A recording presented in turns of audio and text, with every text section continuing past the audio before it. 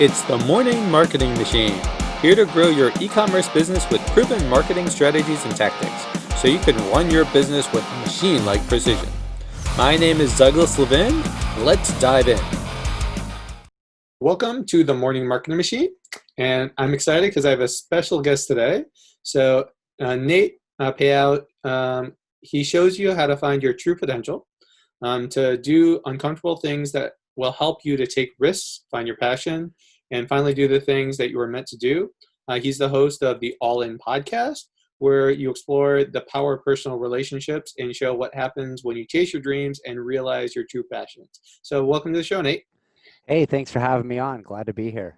Yeah, I'm excited to have you here. So, for people that may not know, can you tell everyone a little bit about how you kind of got started along this path?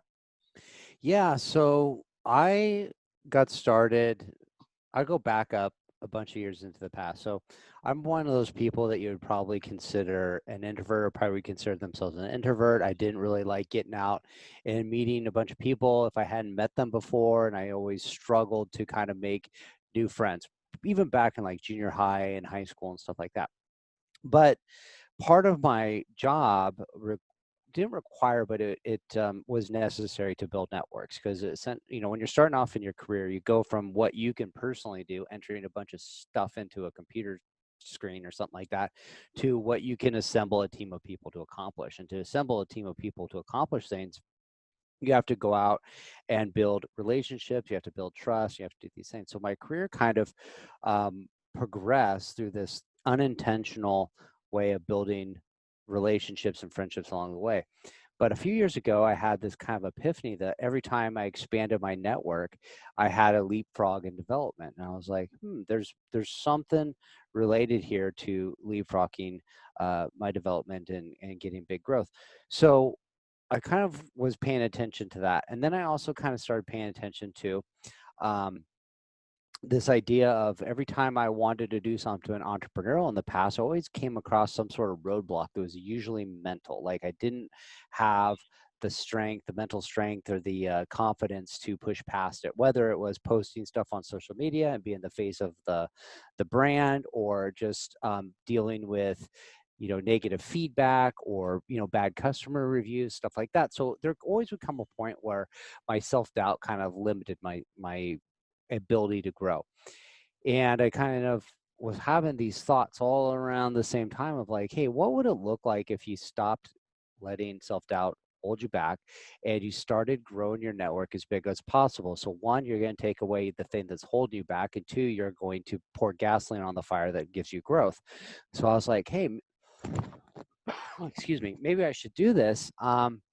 But it was still kind of this like challenging concept of like, hey, you got to put yourself out there.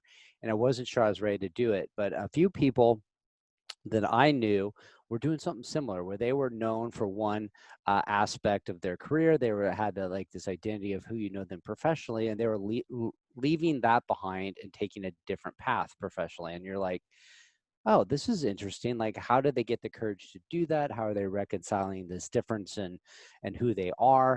And what about what other people thought? And we had these conversations, and it just really boiled down to like, hey, if you feel called to do something, you need to pursue it. And you can't worry about what other people think. Because, yeah, people are going to maybe not be supportive, but there's a lot of people that will be supportive. And as you're transitioning from who you were to who you are, you're going to have to find a new tribe of like-minded people. So whenever you're trying to like shedding like an old version of yourself, there's people that are going to be opposed to you leaving, and your body and your mind are going to be opposed to you transitioning from who you are to who you're going to.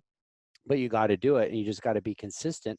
And over time, these limiting beliefs you have start becoming easier to deal with. They start becoming easier to manage because they aren't as scary. Once you do something a few times, you go, oh, that didn't kill me, that didn't hurt, that wasn't as bad as I thought it was going to be. I'm ready for the next thing, and then it slowly builds. So that was kind of this journey I was going on. And then I came across a Gary Vee video, and he's talking about doing podcasting. And he's saying, a podcast is like that kid in high school that wasn't that cool, but his parents went away for the weekend, and he had the parties at his house. Because he had the parties at his house, he was cool by default. And that's kind of what podcasting is. Podcasting gives you a platform to connect with people you wouldn't have reached on a different set of circumstances. You can punch outside your weight class. You can go reach out to your favorite author. If I called up my favorite author and said, hey, I want to talk to you about this book you wrote, they're probably not going to take my call. They're probably not going to like talk to me for very long about it if they did. But if you have a podcast, the chances of them saying yes and having a conversation are drastically increased, you know? So when you expand that to people you could get and have conversations with in life that you might not have had otherwise, it's a very powerful thing. So I said, hey, you know, I'm going to do that, and I'm going to um, see where it goes. And so that journey took about a year to develop. It took 6 months of just reconciling the idea in my head and getting comfortable with it. And it took 3 months to kind of do some pre-planning. And then 3 months, 4 months since then has been just seeing where this journey goes. And I can tell you it's gone way further, bigger. It's taken me in a different direction that I could have predicted. And that was part of my whole original model, this experiment of like, what would it look like if you really connected intentionally with a lot of people and got out of your own way? Like, you wouldn't know where you're going to end up, but you know, when you do these things, your your experience in life of what you want to accomplish just increases what's possible. So I was kind of going down this path of, I don't know where it's going to go. I know it's going to go somewhere. And even if it's a massive failure, at least it would have been worth the effort, and you would have learned along the way of what you were capable of pushing yourself to do. So for me, that's kind of brought me to where I'm at today, is just as questioning who I am and how to overcome what was holding me back in the past. Yeah. And that's really great. And there's so much there in terms of what you were just talking about that I kind of want to address too and kind of get a little deeper on. Like, obviously, you were talking about kind of basically the idea of getting comfortable being uncomfortable, like putting yourself out there, especially as an introvert. Like, I'm an introvert too. Like, that idea of a podcast is something I've heard from many people as well. Like, one of my mentors is his name's Leon Hirschhorn, and he talks about that same exact thing. Like, it's a great way to network. And then obviously, like, the other part you're talking about as well, in terms of being able to take you in a direction that you never thought possible, in terms of like the networking aspects, by doing something like that. So so for someone that's kind of like starting off, in terms of like, maybe they're an introvert like we are, or maybe they're more extroverted, and that's cool with them. Like what kind of tips might you give them in terms of like, all right, they want to start working on their networking, because obviously that's a big part of the game. It's mindset, networking. Those are a lot of the big pieces. Like, what would you recommend in terms of like, if someone's wanting to really work on that, to kind of like up their game like you have? Yeah. The first thing I would say is, you're right. It starts with mindset. And I think a lot of people, and myself was included in this bucket, is you do things when you're motivated, but you don't when you're not motivated. And then you make these you tell yourself this story like, I just need to find more motivation, and I'll seek out people that are motivating, and they'll motivate me to do more. And I think there's like a Jim Rohn quote, and he says like, motivation doesn't last, right? And neither does bathing. That's why we recommend it every day. And I was in that mindset of like always seeking out motivation. And what I found is there'd be times where I was really motivated, and more often times when I wasn't. And I was just kind of like, I'd go in these waves and never having some consistent effort towards anything, whether it was getting my fitness figured out, getting my diet figured out, getting my personal life or professional life. All these things were just kind of like, hey, if I was really motivated, I'd have some sustained effort, but eventually it would wane, and I'd go back to old routines, or a version of myself that wasn't up to its capabilities. So I kind of found Jocko Willink. I don't know if you know who he is, but Oh yeah, he's yeah. a former Navy SEAL, and he talks about discipline equals freedom, right?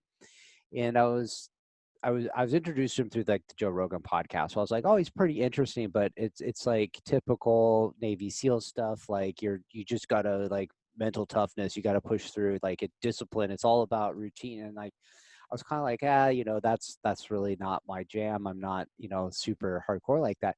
But then the more I paid attention to it, I was like, it's not really so much about this pushing discipline and military, order and everything has its place and spit shine the shoes, but it's really about he starts talking about discipline equals freedom. And then what really sold it for me was this video where he talks about what do you do on the days you don't feel like doing it. And he says you get up and you go anyways, right? You get up and you go. What if you don't want to work on a project? You go work on the project. What if you don't want to do this? You go work on it anyways. And he's just like, you always do whatever it is. You never put it off and you do it, except for the one thing. And he just says the one thing you will put off until tomorrow is your rest or your procrastination.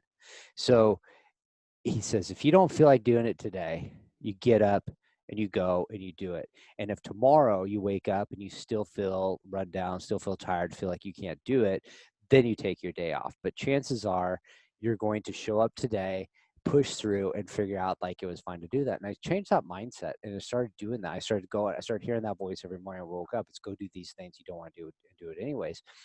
And what I noticed was I stopped worrying about if I was motivated or not. And the motivation was deceitful in the sense like there's days you go and you feel like super motivated and you have a crap outcome. And there's days you don't feel like doing it and your outcome is really good. And it's like how you feel and what you accomplish are not always related. So you got to always do the things you don't want to do anyways. But once that mindset switched, then I started looking at things way differently, and it started being like, okay, we're going to do the things we don't want to do. And so when it came to like building a network and getting out there's a lot of times networking events happen after hours from work. They're not during your 8 to 5. They're like morning breakfasts, or they're a lunch, or they're a happy hour after work, or there's always a reason to not go. Like, oh, I'm kind of tired, I don't want to go today.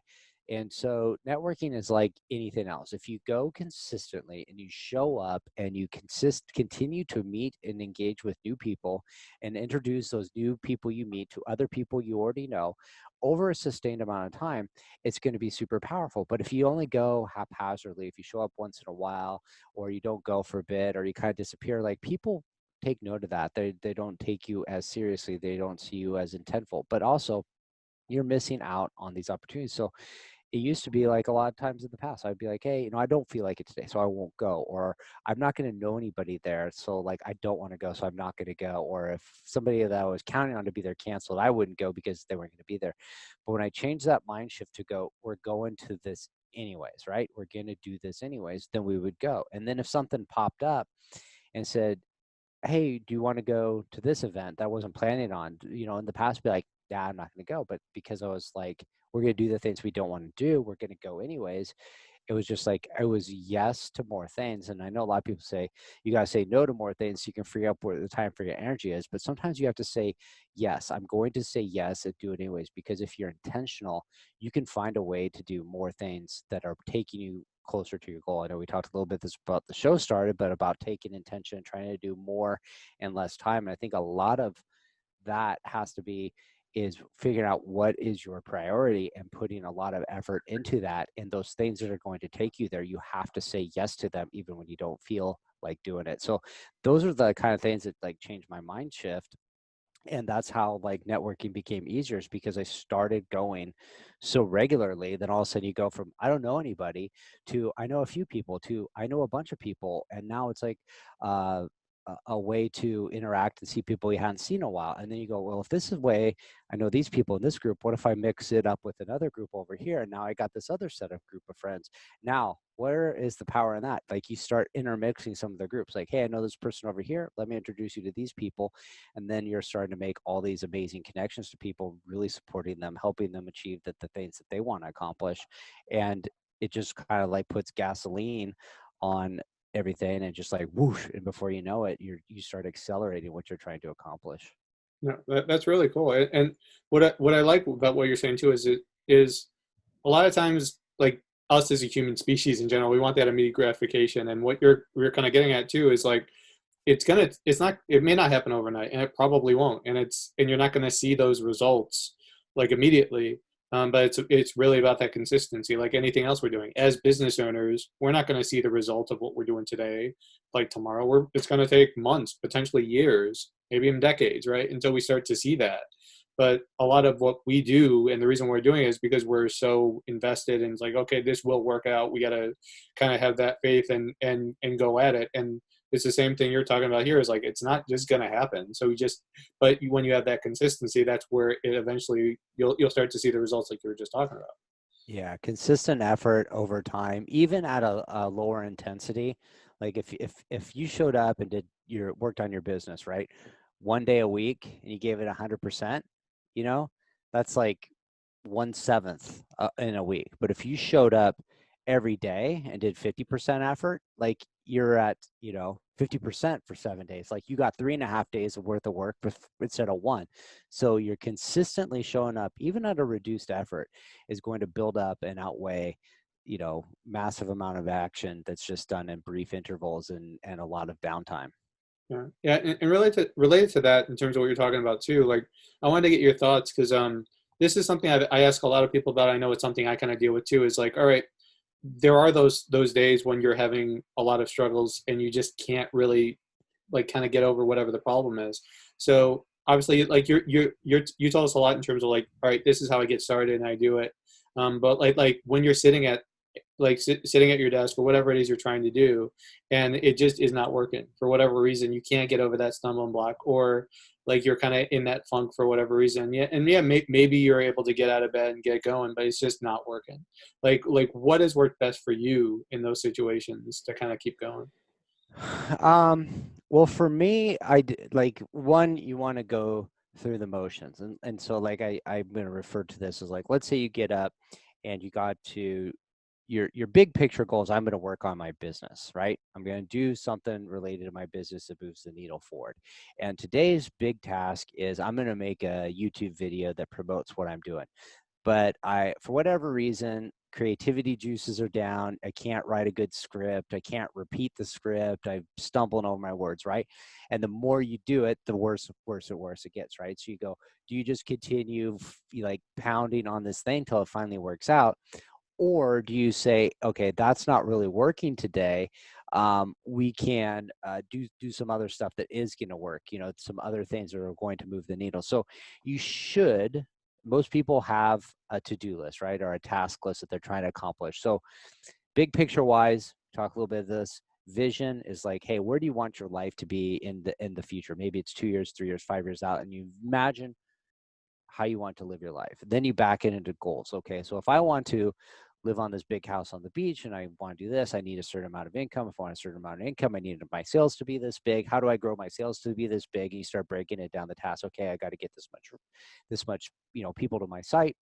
How do you get this many people to your site? And okay, I got to do these things, right? So then you have this task list. You go from vision to goals to tasks. So everybody's got some sort of task list they're running with. And I tried to break it down so I have a task that's moving the needle every day. And maybe it's a small task, or maybe it's a small task on a bigger task, but whatever it is, it's 5 things. If I got those 5 things done today, I would feel like I was productive. And when you have that one thing that's not working out, what you can do is you can pivot over to those other 4 ones you want to get done. So you say, okay, well, this video I planned was going to take an hour and a half to do. It's not really working. I'm going to push this aside and I'm going to work on these other 3. And let's say you get those other 3 done and you got a little bit of time left, and you say, okay, well, what is something I could work on tomorrow that fits in here? Or sometimes maybe you've overcome that stumbling block, you want to try it again. But you always want to have a list of things that are consistently moving the needle forward, so you're still doing the things you need to do no matter what. But sometimes, like, hey, your mind's in it and you're creative and you can do the creative stuff, and sometimes you just need to do some menial tasks that don't take a lot of thinking, just to check the boxes and get things done. um, and keep moving forward. So that would be my take on it. Yeah. It sounds a little bit like, have you read the book The One Thing, where they talk about basically that same kind of process?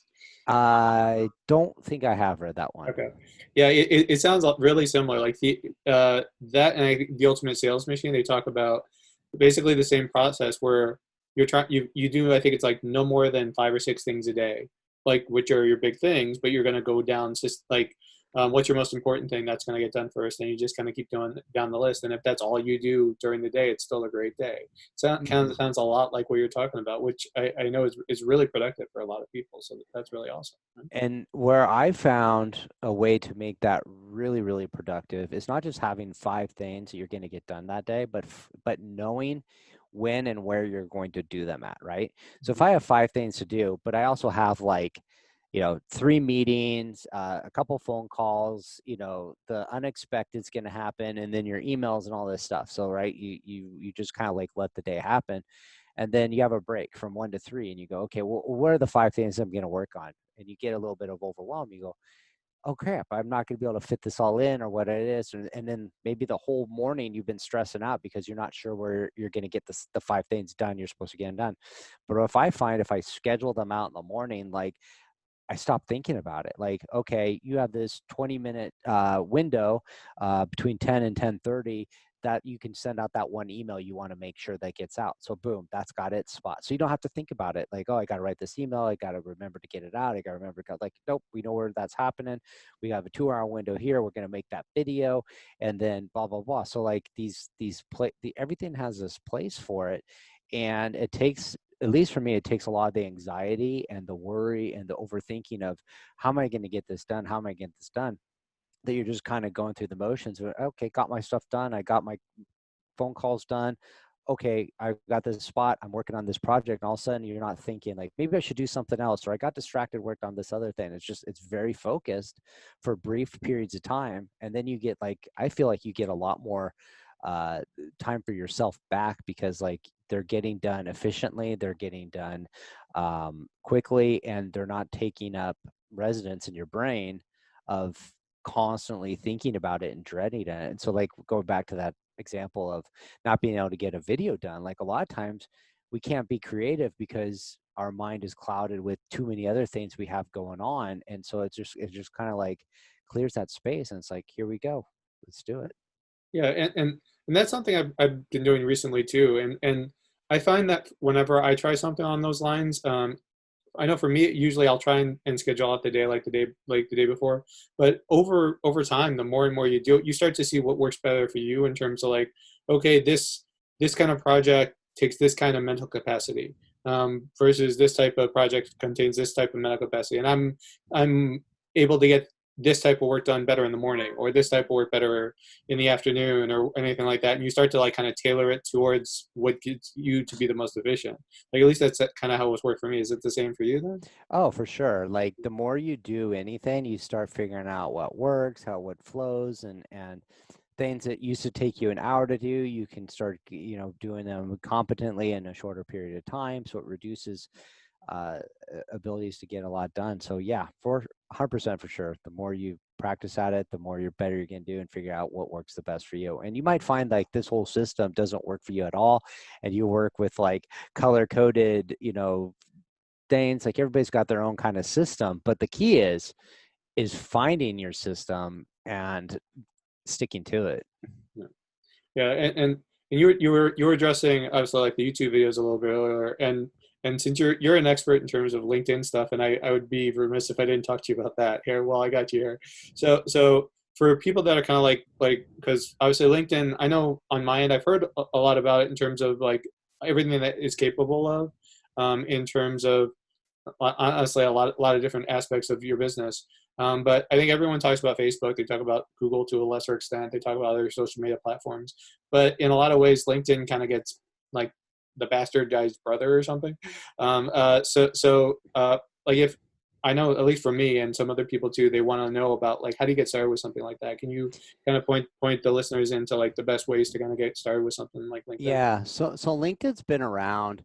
Um, I probably got my LinkedIn account about the same time I got my Facebook account, right? So it's been around longer than Instagram's been around, and it's been around longer than obviously the TikToks and all these others. But LinkedIn, when it first kind of kicked off, I don't think anybody knew what to do with it other than like you posted your resume and you kind of connected with people you worked with. And it was a way to kind of like the way I used it, at least for like the first 10 years I had it, was just kind of a way to keep tabs on somebody if you needed to like find and ask them a question. Like I remember, um, I got a new job and they're like, "Oh, we need your last employer's reference from your last boss." And I was like, "Oh, I don't know. My boss doesn't work at the same company that we worked at together. I don't know where they went." And I found them on LinkedIn. And I was like, "Okay, because of LinkedIn, I was able to find, past connections." And that's all I really used it for. Is just kind of like, hey, at least you had like a contact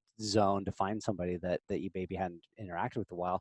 Or if you're looking for a job, you could apply for jobs. And so I think that's what it really was being used for like, you know, from 2008 to 2016, 2018. But recently it's had this huge resurgence. And so people have found a way of using LinkedIn almost like Facebook used to be before it got inundated with polarizing political and religious appearance and skeptical pseudoscience stuff and all these like internet arguments. Like it became this place where people were just like they were sharing business, but they were also sharing personal stories about themselves. So instead of it used to be like, oh, maybe you'd share like a Wall Street Journal article or something about your industry, and nobody ever read those links, nobody ever cared.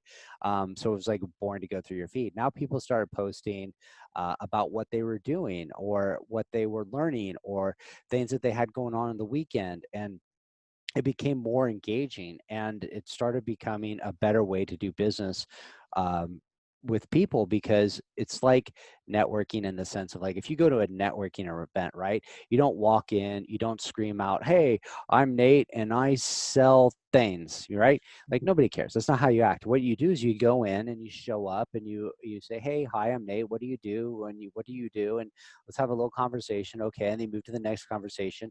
And then you repeatedly do this over time. These little like, "Hey, I see yous" become strangers, become friends, friends become these people you do business with. And why do we do business with people we know, like, and trust? Is because we believe that they're going to do what they say they're going to do. And LinkedIn became this way of doing it digitally, and everybody started connecting with everybody. But it also had a lot more potential. Like it wasn't pay to play like Instagram and Facebook. Like if you wanted to go create an Instagram account or a Facebook account today, like you cannot have viral posts go unless you're paying to make it happen, right? You're just not going to take off. LinkedIn, you could have a couple hundred connections and you could easily get your post seen by 1,000 to 2,000 people very, very quickly. So the people that are having 2 or 3,000 connections are getting seen by 5 to 6, 10,000 people. And so it just became a way to really get seen a lot, and people were just like getting a lot of viral growth, but they're not doing it in this like flex way of look at this fake side of me. It's about being relatable, being easy to talk to. And the cool thing that I like about LinkedIn is it's one-to-one and relationship. Like I don't follow you, or I can, but for the most part, there's connections. There's connections and follows. We won't get into what follows means, but connections is like if I connect with you, you have to connect back with me or we're not connected. And so if we're not connected, then we don't have this relationship. Whereas in Instagram, like you could have you could be following 1,000 people, but have 600,000 followers, right? I can't be that way. I'm always one-to-one. And so because it's one-to-one, you don't get these skewed, like, look at me metrics. It's about building and providing value for everybody and trying to help each other out. So like I started getting more active on LinkedIn. It was one of those things. I had an account for 10 years, and going back and saying like, hey, when you want to do something, you should start doing it, because you never know when you're going to need a good foundation, right? Because I've had this LinkedIn platform for 10 years, I had accumulated a pretty significant base to start with. I had more LinkedIn followers than I had on any other platform that I was intentional about growing. So I was just like, hey, I've just kind of haphazardly been here for 10 years and I got 3,000 followers. Where on Instagram, I had an Instagram for like maybe 2 years and had 600 followers. So it's like, just because I was there, I was like, I'm going to start trying to be more active and figuring out how to do it. And so you start going, you start networking with people. But a lot of times people go, yeah, but I'm not in business. I'm an entrepreneur. I'm doing stuff online, or I'm selling stuff on Amazon. I'm selling products to consumers. Like, how can I do that? It's still the same way. You're going to connect with people and you like, and you're on there. So you may have a conversation with somebody that it's really good. And they say, hey, why don't you come on over to my podcast and we'll talk about what you're up to. And you're like, okay, you go over there. And then you find out like maybe their Facebook platform has like hundreds of thousands of people, or they're in a really big Facebook group. And all of a sudden you made a one-to-one connection with somebody on LinkedIn that's taking you off the platform somewhere else that could be really beneficial to your business. So I think with networking in general is you never know who you're going to meet and how they can make a difference in your life. And so you have to be more open and more willing to connect with more people. So LinkedIn is just turned into what I think is probably one of the more powerful social media platforms for getting started, getting connected with people and having real conversations, and not just getting, likes for likes, or buy a bunch of followers type of stuff. So I encourage anybody, no matter what business they are, to go over there and start creating content. And I think you'll see it trickles back to your main. If LinkedIn's not your main hangout, like that content that you create there will follow you over to where your main content is produced. And I didn't know that in terms of LinkedIn. Like I know, like I had always had this perception of LinkedIn that it's basically, oh, it's just business, and it like you were talking about before with it's just business articles and it's boring. But like the way you're kind of like making it out to me, and this is where I didn't really know LinkedIn very well. But I mean, I know like everyone always knows about Facebook, everyone knows about Instagram, where like it is that like you were saying the pay to play platform, and you're always having to figure out what your advertising budget is. Like, and oh, I got to work on this, but if you're able to get that type of engagement from LinkedIn, and they're actually a lot of times more of your demographic in terms of like actual business owners, where it's not that interruption marketing that you're always trying to do with say Facebook or Instagram. I mean, obviously, yeah, you can't think about it from that same perspective of if you're in e-commerce, like a lot of people listening are like, oh yeah, it's not my buyer, it's not my buyer, it's not going to help, but it still could be a supplier, it could be an act like a Dream 100 type, where it's somebody who's got access to There your there's customers, any of that stuff. Right?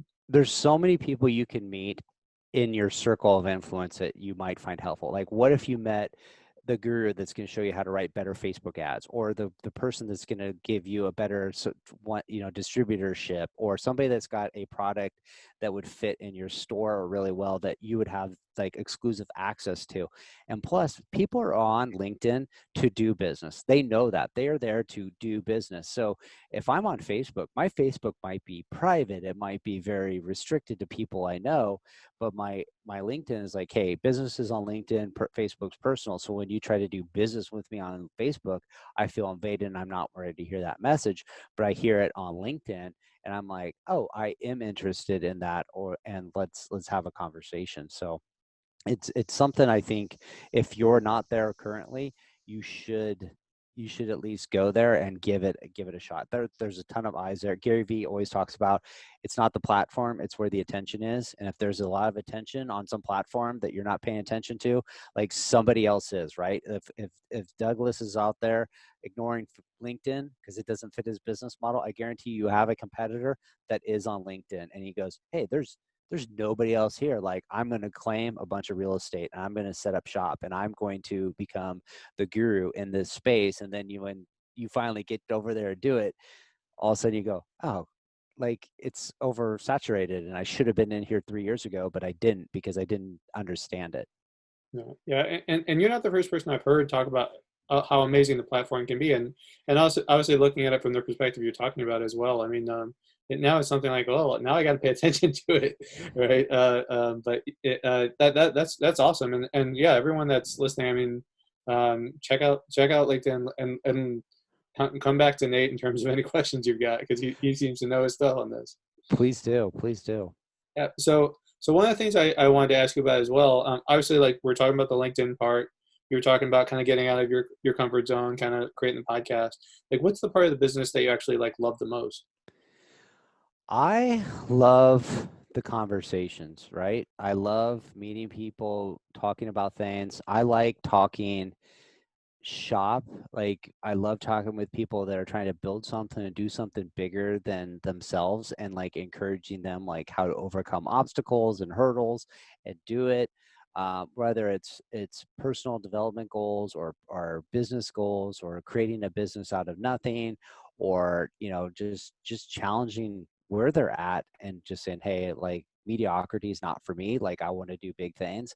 Like, I just love those conversations. And every time So it could be a podcast, it could just be a 20-minute get to know you meeting. It could just be like, hey, we're just having a text message, DM thing going back and forth. But I can go like, I'm all tired. I don't feel like doing this. Like, it's been a long day. I don't want to record my podcast, and go on a call with somebody for like 30, 45 minutes. And just all of a sudden I'm just like ready to conquer the world. I just love the energy it brings, meeting exciting people that just are not happy with just being in the status quo and are looking to do amazing things. Yeah, yeah, and that gets back to what you were talking about a little earlier in terms of surrounding yourself with like-minded people. I mean, like I've always looked at it from the perspective I don't want to. I I want people with positive mindset. I want people that are trying to get after their goals. Like I've been around enough people that are negative about everything. Like that brings me down. I don't want that anymore. Right? Same Hmm. thing. Yeah, it's kind of like you play to the competition you surround yourself with, you know. So if you play with people that are always just a step or two above you, no, I'm not saying like you go in and you're out of your league, like right, like if I go play basketball against LeBron James, clearly I'm going to get destroyed, and it's not going to make me feel good about myself. But if I play against somebody that's slightly better, it's going to step up my game, and I will improve. And so I always believe you want to surround yourself with people that do challenge you to dig a little deeper, push a little harder. They're going to show you like, hey, if I can do this, you can do this, right? We've shown you a path of a possibility. But I also think you do need to surround yourself with people who are not as far along on their journey as yourself, right? Because they're going to push you to be a better person. They're going to be chasing your tail, trying to come up on you. But when you can teach people, or you can mentor people along the way, because people taught and mentored you along the way, and you learned a lot from it, this is your chance to give back. You can't always repay the person that taught you what you know. You pay it back to the person that's coming behind and what you're sharing your knowledge with them. But when you share that knowledge of what you've learned, that's when you become the master of it. Like I can show you, I can teach you, you can do it. But until you teach somebody else, that's really when you become knowledgeable of the topics you're doing. So that's why I think you got to have a bit of both. People dragging you along, and you're reaching back and grabbing some other people along for the ride. So that's what I think. Yeah, yeah, I think the same thing too. I mean, I know that I, in terms of like e-commerce and what I've been doing over the years, like I always try and surround myself with people that are doing much better than me, and it does help you kind of like level up your game. Taking you're learning from people that have already done it before, even if like say you're selling 100,000 a month and someone's selling 120,000 a month or whatever it is, but like just it helps you to kind of level up your game. Things that you're potentially missing that like you didn't know how to do. And I've also heard the same thing you're talking about, the idea that if I think they talk about with books too is one of the ways I've heard it where um like the implementation aspect is where you start to master it. Like just kind of learning it doesn't do anything. But when you're Hmm. actually able to like obviously like the satisfaction of being able to help somebody is great too, but the idea that you're talking about where you're able to teach that to them, they're able to do it, and now you actually understand that skill enough that you can teach it to somebody else to do it. Yep. Where that's where it really like that big shift happens, right? Yeah. Completely 100% agree with that. Yeah. So let's say, all right, you talked about the part of the business that you love. What's the part of the business that you love the least? Um, I gotta say for me, it's having patience for the things to happen. Like I'm a very like why can't we make this go quicker? Why does this take so long to do? Why, push, and I think sometimes I forget, like, hey, what we might have done in a short period of time. Like you look back on like the last when I look back on the last 6 months, I feel like, wow, I've pushed, I've came a long ways. But every day that I was living coming up to this spot, I'm like, it's not happening quick enough. I'm not getting the things done I want to get done. And that to me, I think, is getting a little bit frustrating. And maybe it's a bit of not enjoying the process enough, being in the moment. Um, so for me, I think that's probably what gets me a little bit frustrated, because I'm always like, hey, we need to push this to the next level a little bit faster, and then that kind of eats at me, and then I'll have my down days where I'm like, you know, who are you to think you can do this. Like, you should just give it up. And old me would have said, yeah, you're right. I should give it up. And the new me says, we're going to do it whether or not, if it doesn't matter what you feel like, we're going to do it anyways. So get over it. And then we get over it. Keep going. Nice, nice. Yeah, yeah, and there are those days I know, like the negative thoughts always kind of creep in, right? And what's great is the way that you're doing it now is you're not letting it affect you. I mean, that's something that everyone always deals with, but like I know you're talking about Jocko Willingham a little bit earlier and that kind of path, but able like it sounds like it's a big change for you that's happened where you're able to kind of deal with those bad points that seem to come up and just kind of focus. Yeah, they're gonna come up, and it's how you react to it. It's you're in control over how you feel and react to situations, and you can let them beat you up and get you down and give you, to quit, or you just go, hey, it's a moment in time, and just keep pursuing it first, because you go, hey, do you want to look back in a year from now and go, man, I want to start that back up, but I quit. And what if you just kept going and you had that whole year on your side? And are you going to regret that? And you go, yeah, I'm going to regret a gap. So don't stop. Yeah, and I think that's one of the things I can't remember who was talking about it, but they were saying um, the biggest regret that like they were talking to like 80 and 90-year olds looking back at their life and that regret that they didn't go for something, they didn't really try and put their effort into whatever it was because of the fear of like Mhm. actually well yeah I'll do it in the future or whatever the case is and that's where we're in a better position. Like yeah, there's points in your day, there's always going to be points that suck and you don't want to do whatever it is you're trying to work on for whatever reason that thought gets in your head. But I mean, even if you fail, I mean, you can look back at your life when you're 80 or 90 years old. It's like, all right, I went for it, right? I did everything I possibly could, and and a lot of times with that kind of thought process in your head all the time, you're gonna be successful, whatever your idea of success is. And Mhm. those are great points. I love that. Uh, so this kind of brings me to like another question I wanted to ask you as well is like when you're trying to put in that work, and you're like, all right, like you were talking a little bit earlier about like when you're kind of blocking out your calendar, you're blocking out the specific tasks that get done. Like a lot of people that are business owners, they block out their day, they grind. They're like, well, I just got to keep working harder. I gotta work on it, and they'll either neglect their family or maybe they don't have family, whatever it is. But like for you, like what is a work life balance? I think everybody's got their own unique circumstances. And I think it starts with a vision, right? And we talked a little bit of this before, but if your vision is clear on where you want to go, it makes it easier to decide. So if you say, hey, I want to start a business, and I want to have a really successful business, but how do you vision your life, right? And if you vision your life, oh, I got this big house, I got fast cars, and I got it's on the beach and all this stuff, and that's how I want my life to be. And that's fine if that's the way you want your life to be. You're going to have a different mindset of what it's going to take to get there. But maybe your business idea is, I just want to have additional free time to spend with my family, or I'm a stay-at-home mom and I want to work 20 to 30 hours a week and have full-time income, so I'm able to pick up my kids and donate my time at the school. So when your vision is clear on how you want to live your lifestyle, not the things you want, but how you want the experiences to be, now it's changed. So if you said, oh, I don't never have time to do anything, well, if your goal is to create a business that allows you the flexibility to have some free time to do the things you want with your family, then you're running your business the wrong way, right? And you got to make some adjustments to bring it in. Maybe it's gotten too big for what you want it to be, or you need to shrink it back or bring in some help to kind of make it more manageable. Or maybe it's not as big as you want it to be, and you're not putting the effort it is, and you're not sacrificing the time where it needs to happen. But just like anything, the things you make priority for, you find the time to do.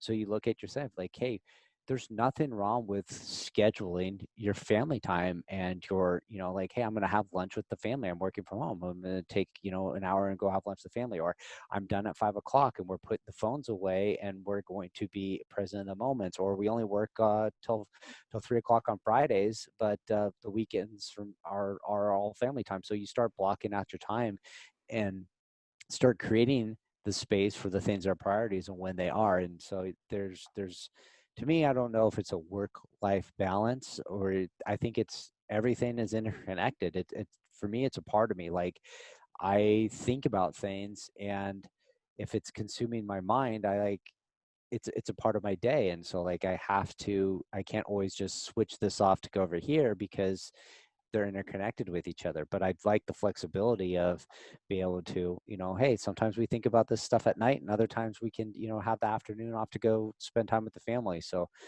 work-life balance, you got to really look at what your priorities are and try to block out the spots to focus on them. Yeah, yeah, and what you're saying too. I mean, that was something I honestly was doing backwards myself.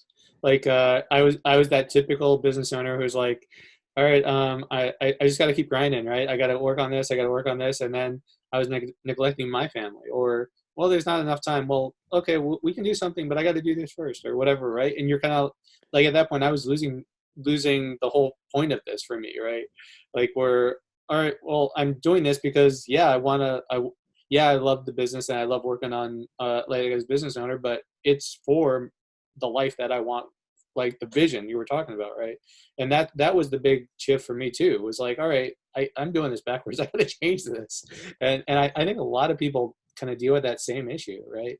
But yeah, what you're saying there, it's something you got to be cognizant of, like and it takes steps if you're gonna do it. And yeah, I do the same thing you're talking about. I schedule time, like I have a family night, I think on like Wednesday or Thursday nights, that kind of thing. Yeah, it's a hard deal, but yeah, if you ultimately want your vision, like that's the stuff you got to do, right? Hmm. It Uh, makes it easier to accomplish when you're clear on the vision, the experience you're trying to create versus things you want to have done, right? Because those aren't always in alignment with each other, and they might not truly bring you the happiness that you're really actually looking for. yeah, yeah, definitely. A couple more questions here.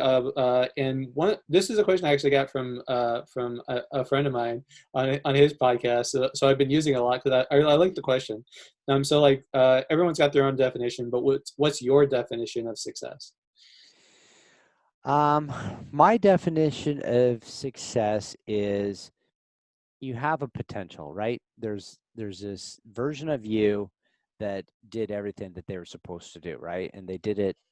They didn't give up. They kept pushing forward, and they lived up to what they were capable of doing. And I think, at least for me, there's points in your life where you're in a period, and maybe it's like I'll remember this in high school. Like I always felt like I knew my path was taking me one way, was good grades, getting a good job, going down a career path, and not getting in a lot of trouble. And I would start hanging out with some kids that they were cool and we had fun. There's nothing wrong with them, but I always felt like they were kind of taking you down this path of not towards that, and they weren't on that goal. And so to me, it's like there's this potential, right? There's this potential. Like, are you on the path of living up to your potential that you see it's going, or are you going down this path that, if you got to the end of the line and you said, hey, did you do everything possibly you could? And nobody's ever going to get to 100%, but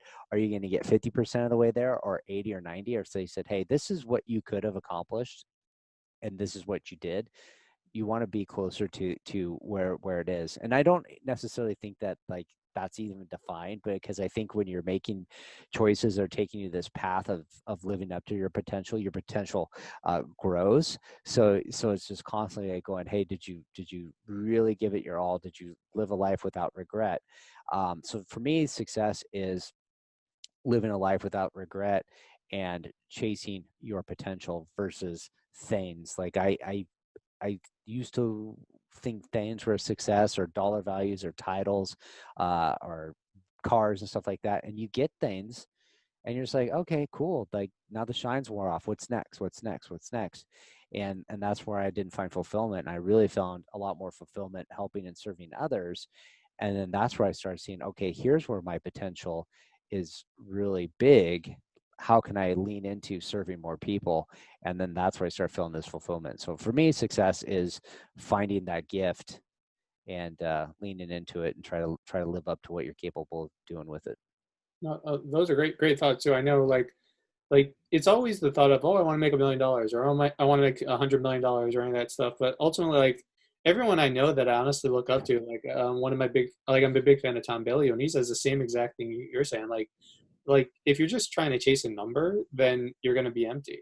Like Mm-hmm. ultimately, it does come down to like why are you doing this? Like we are human beings. Like we get a sense of fulfillment out of being able to help each other. And what you're saying here is like you part of your purpose, right? Is like you're getting that fulfillment out of being able to help people, and that's something that can make a bigger impact in your life than just, oh, I want to make another 100 million or anything like that. Mm-hmm. So yeah, Yeah, for sure. those are great thoughts. And so as we're heading down the home stretch, I want to thank you so much for coming on and sharing your story, your expert insights. It was so great talking to you. And so I wanted to ask you, like, how can our listeners find out more about what you're doing? Cool. So it's real easy. I got a website. It's my home base. It's natepeo.com, Nate, P as in Paul, E as in Echo, O as in Orange.com. And right now we talked about LinkedIn and getting started on LinkedIn.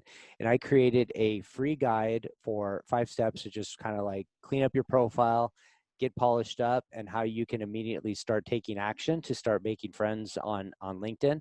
So if you go to my website, you can get that download and get started on LinkedIn. And also on my website, you can find the links to the podcast. You can find links to my social media. And from there, you can get connected to me in other platforms and wherever you spend the most time. Hopefully, I'm on most of the main ones. I'm not on some of the, the real, I guess, niche platforms. But for the most of the big ones, like I'm there and we can say hi and have a conversation. All right, awesome. Yeah, and we'll definitely have the links for everyone here in the below. So thank you again, Nate. And so for anyone that's interested in LinkedIn or networking or honestly anything else, Nate's a wealth of information. So thank you again, and I'll talk to everyone next time on Morning Marketing Machine. All right, see ya. Thank you.